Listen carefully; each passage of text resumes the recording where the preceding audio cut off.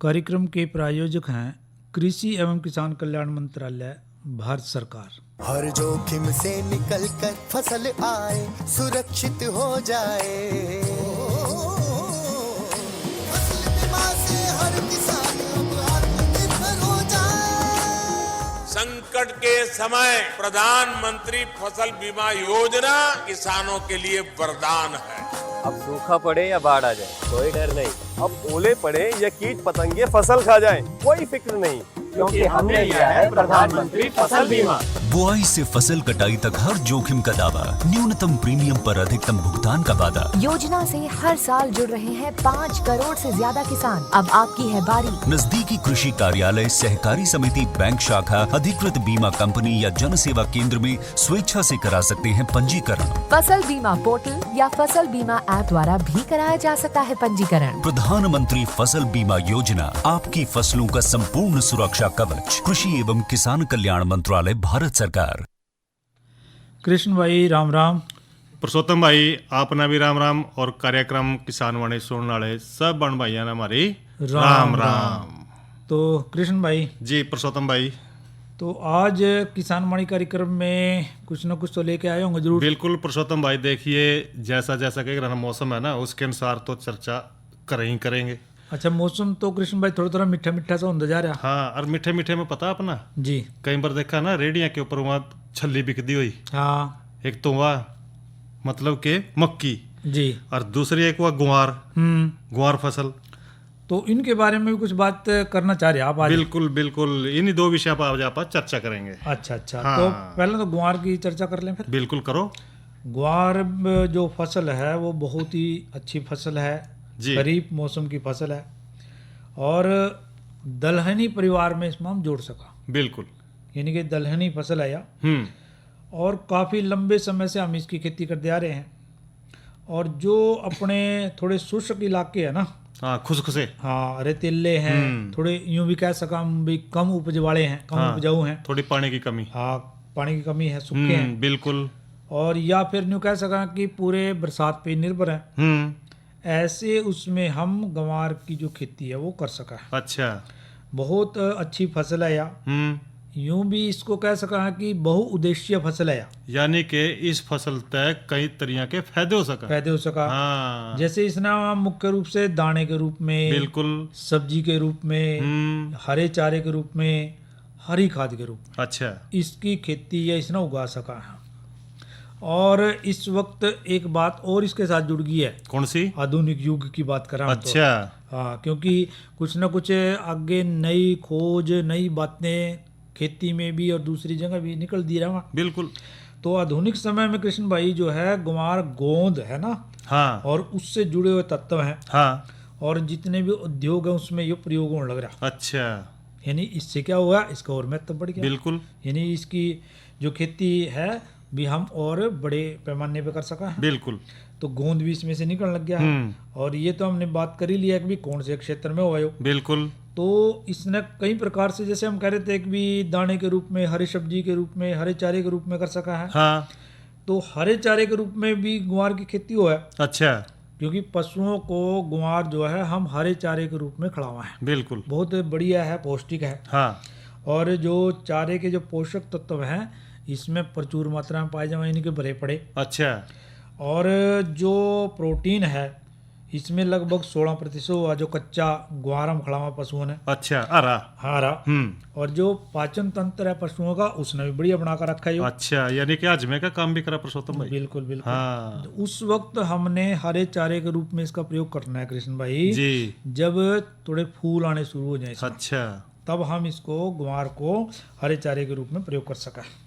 बढ़िया है, पौष्टिक है। और जो तूड़ी है उसके साथ मिला के, जैसे हरा और सूखा दोनों चारे खिलावा ना, बिल्कुल, तो तूड़ी के साथ मिला करके हम ग्वार की जो खेती है या ग्वार की जो फसल है उसने हरे चारे के रूप में पशुओं को खिला सका है। हाँ। बहुत ही अच्छा पौष्टिक आहार बन जाए। बिल्कुल।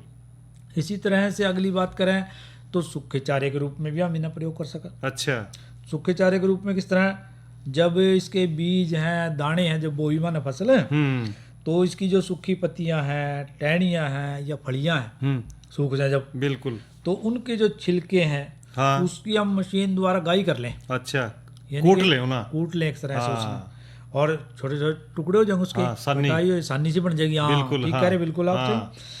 और इससे पशुओं को जो सूखा घास है वो मिलेगा, हाँ बिल्कुल, तूड़ी की जगह काम कर सका काम कर पुरुषोत्तम सका भाई। यो। हाँ, हरे चारे के रूप में भी हो गया और सूखे सूखे रूप चारे में। के रूप में भी हो गया। और दोनों में पौष्टिक है यो, हाँ बढ़िया है। हाँ। और दूसरा आहार तो है ये बढ़िया यो ग्वार। ग्वार के जो बीज हैं अच्छा। इसमें प्रोटीन काफी मात्रा में पाया जावा है।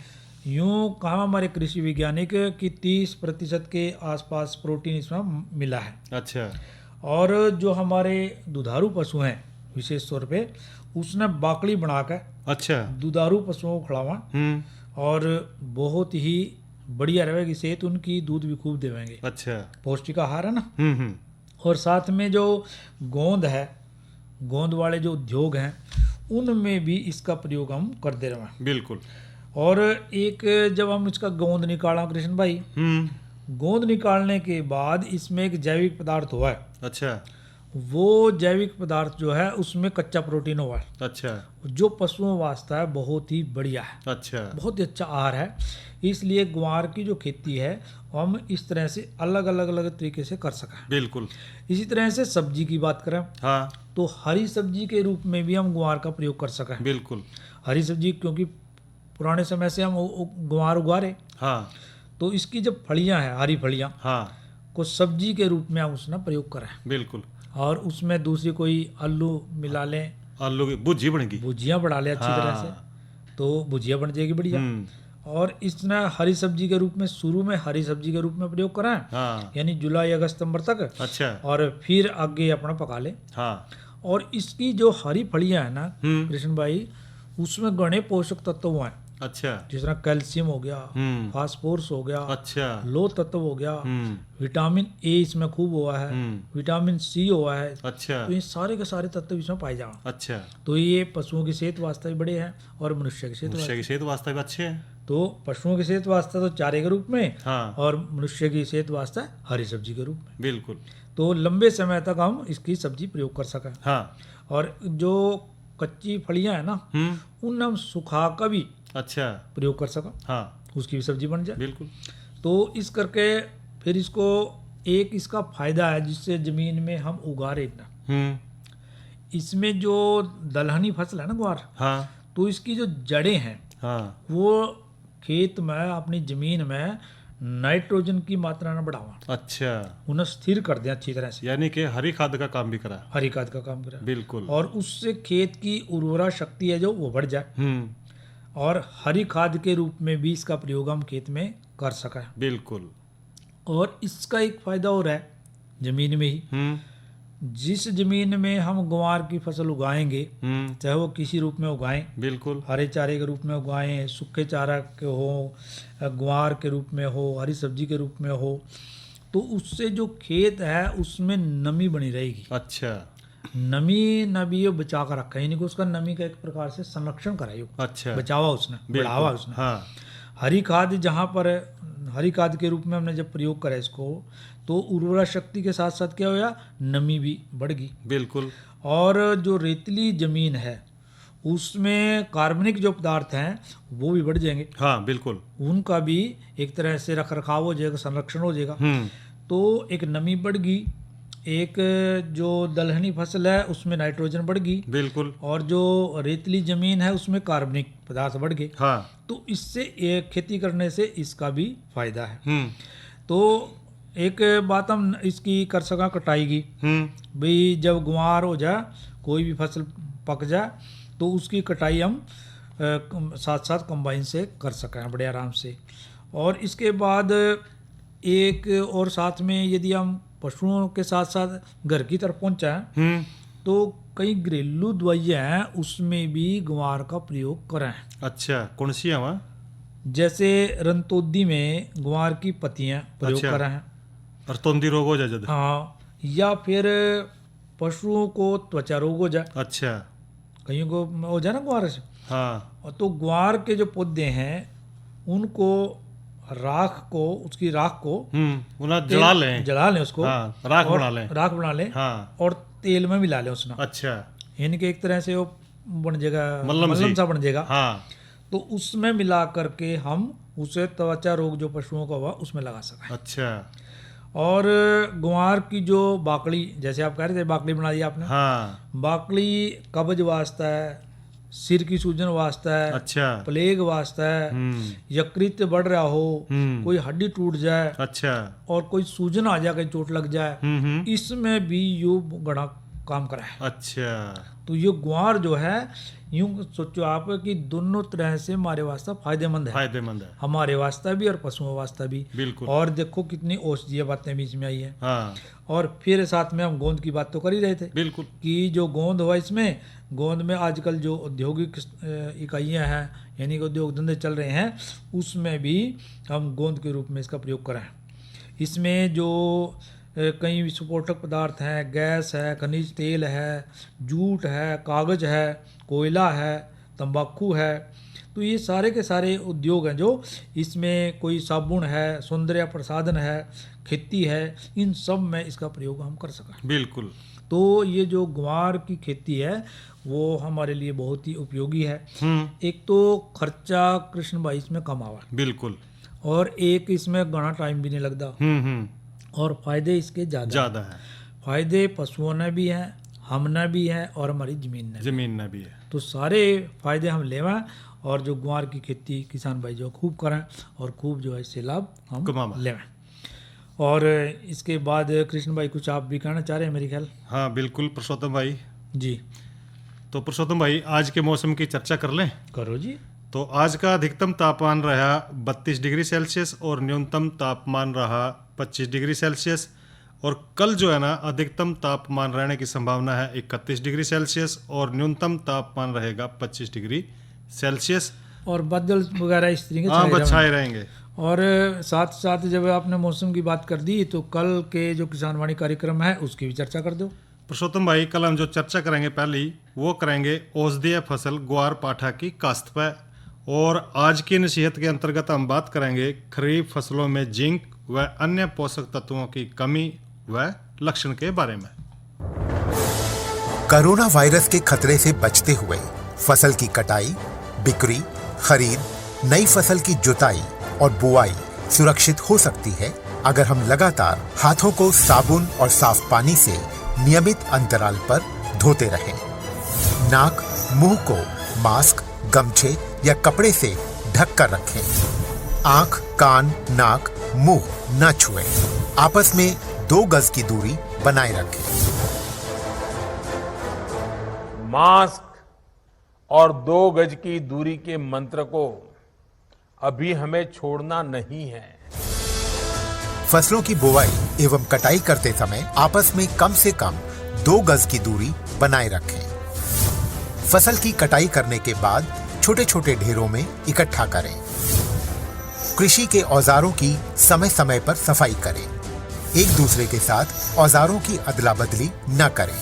श्रमिकों के शौचालयों और हाथ धोने की जगह की ठीक से सफाई जरूरी है। बुआई, कटाई एवं मड़ाई के दौरान इस बात का ध्यान रखें कि इन स्थानों के आसपास कोई थूके नहीं। कंबाइन, हार्वेस्टर, थ्रेशर, जुताई और बुआई की मशीनों को इस्तेमाल से पहले साफ करें। मशीनों के इस्तेमाल से पहले और इस्तेमाल के बाद हाथ साबुन से साफ करें। वाहनों, बोरियों, थैलियों और पैकिंग के दूसरे सामान की साफ सफाई पर भी खास ध्यान दें। खरीद केंद्र पर आने से पहले किसानों एवं श्रमिकों की जांच। खरीद केंद्रों पर भीड़ न लगाएं एवं किसानों को बारी बारी से बुलाएं। गोदामों पर खरीदी हुई फसल को लेने में शीघ्रता करें ताकि किसानों एवं श्रमिकों को रुकना ना पड़े। कोरोना के खतरे से बचाव और अधिक जानकारी के लिए आरोग्य सेतु ऐप डाउनलोड करें। देश में खाद्य सुरक्षा के ये सिपाही भोजन की निरंतर उपलब्धता को सुनिश्चित करते हैं। किसान स्वस्थ रहें तभी हम कोरोना वायरस से जीत पाएंगे, आगे बढ़ पाएंगे। किसान सबल, देश प्रबल। तो कृष्ण भाई देखो, अब आपने चर्चा करी है ग्वार की जी, मौसम की बात भी कर ली, बिल्कुल, और जानकारी हमें दे दी कल के कार्यक्रम के बारे में। हाँ। पर कृष्ण भाई अगली जो चर्चा हम करेंगे ना, उससे पहले मनोरंजन भाइयों को जरूर करेंगे बिल्कुल। और सुनवा रहे हैं ये लोकगीत, और उसके बाद करेंगे अगली चर्चा। अद्भुत लीला देख संत की, माया ने चक्कर खाया, सतपुरुषात बैर जगत का दुर्दिन तय होता आया। अद्भुत लीला देख संत की, माया ने चक्कर खाया, सतपुरुषात बैर जगत का दुर्दिन तय होता आया।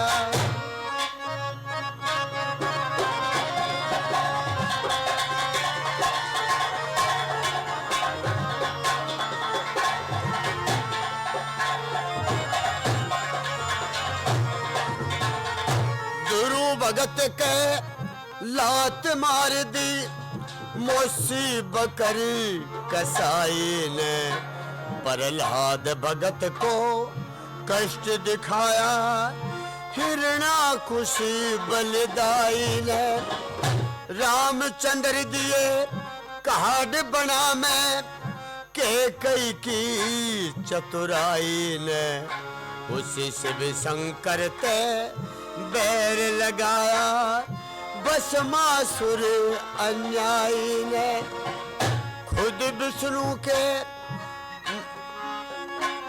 और भस्मासुर के मारन खातर, खुद विष्णु ने पलटी काया, सतपुरुषात बैर जगत का और दुर्दिन तय होता आया। अद्भुत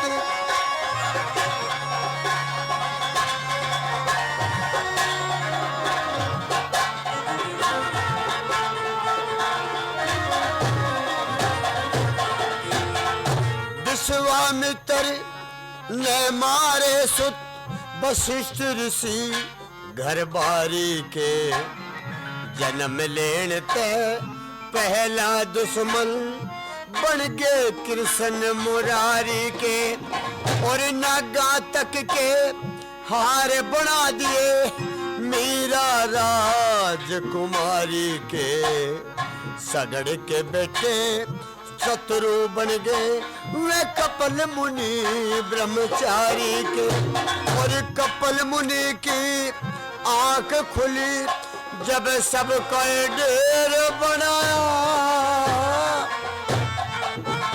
और बैर जगत का दुर्दिन तय होता आया।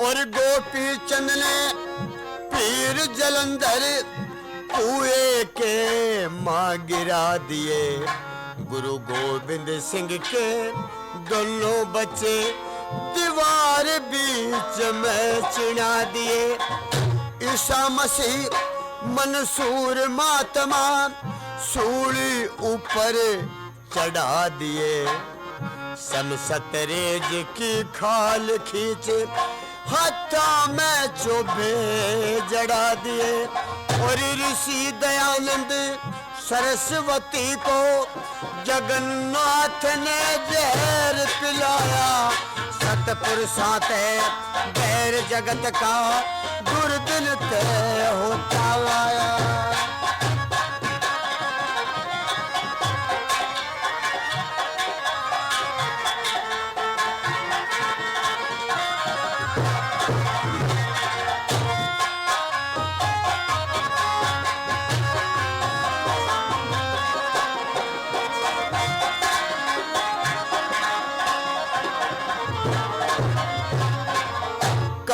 भूषण ने मिली 84 सतगुरु जी का कर अपमान, मेरी सामर्थ शक्ति बनी रहे, गुरु पैर पकड़ी मांगा वरदान, ब्रह्मा विष्णु शिव शंकर भी गुरु चरणों में धरते ध्यान।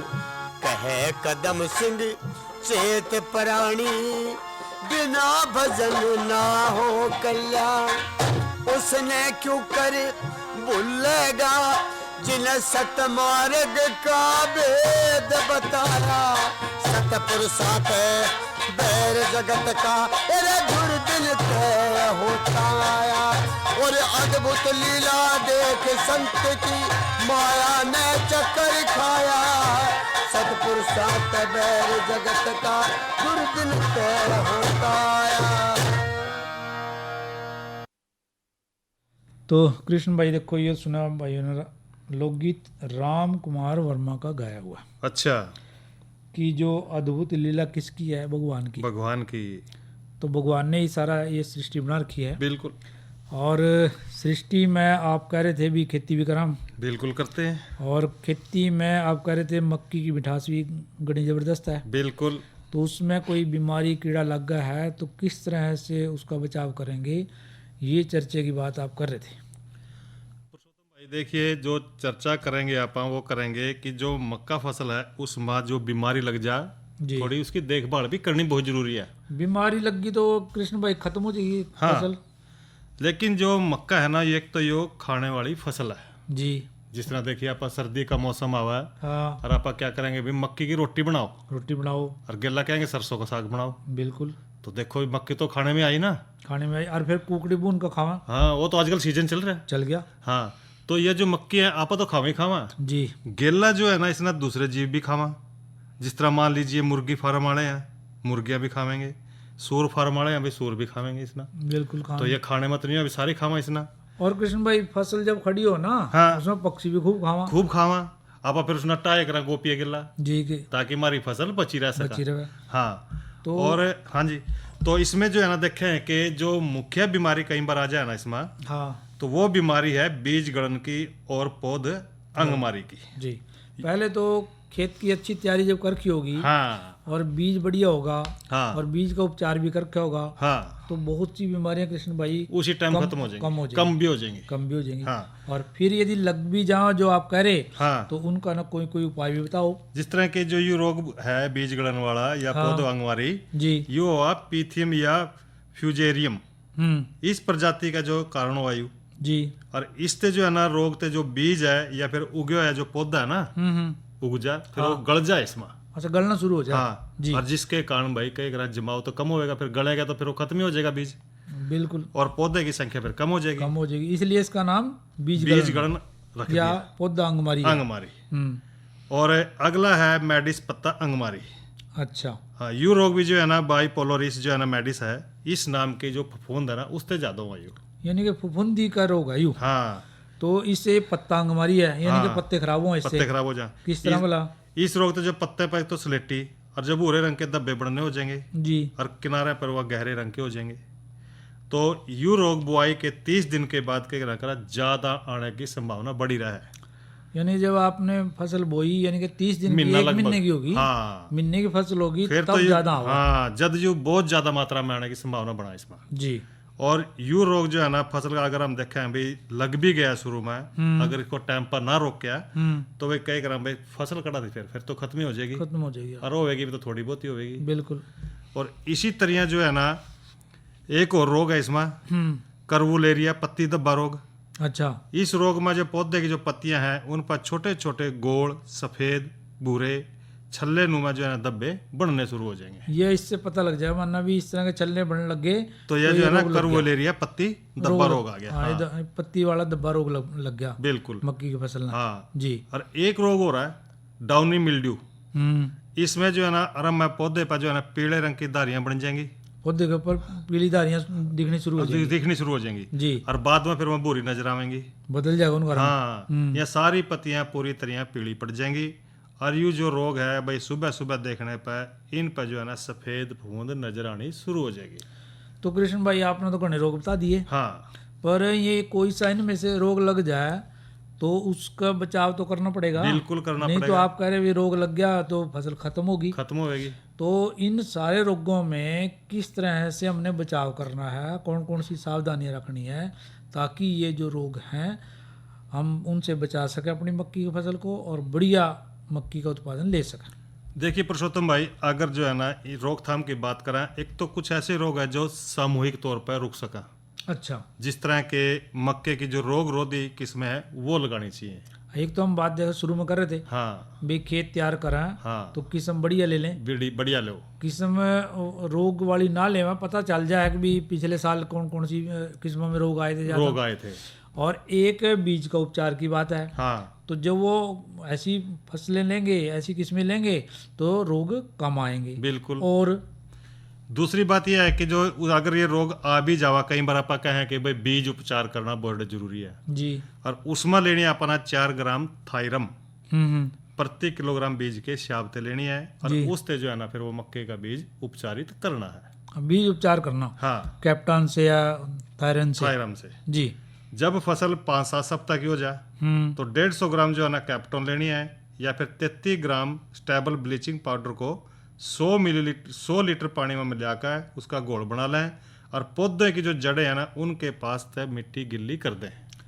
आप ये कहना चाह रहे कृष्ण भाई कि जब फसल खड़ी हो तब भी इसका उपचार कर सकते। बिल्कुल। इसना थोड़ा सा दोहराओ आप भी, किस तरह से हम इसका उपचार करना सही। जब फसल 5-7 सप्ताह की हो जाना, 5-7 सप्ताह यानी कि लगभग 1-1.5 महीने करीब, हाँ जी, तो 150 ग्राम कैप्टन लेनी है या फिर 33 ग्राम स्टेबल ब्लीचिंग पाउडर लेना है। इनमें से एक लेना, एक ले लो जी, और 100 लीटर पानी में घोल लो जी जी। और घोल बनाकर जब देखा है ना जो उनसे पेड़े अपन लगा रखे हैं उनकी जड़ा के पास मिट्टी गिल्ली कर दे, यानी कि उठा छिड़क दो, उसका छिड़काव कर दे। हाँ, मिट्टी अपने आप गिल्ली हो जाएगी जी। तो इससे जो कोई बीमारी होगी उसका उपचार हो जाएगा। हाँ जी। और जब फसल घुटने या फिर ऊंची हो जाएगी, गोड्डे तो ऊंची होगी 1 से 2 फुट, तो उसमें भी अंगमारी रोग आ जाए। इससे बचने खातर 600 ग्राम जिनेब या फिर मैंकोजेब 200 लीटर पानी में मिलाकर प्रति एकड़ की दर तक छिड़काव करें।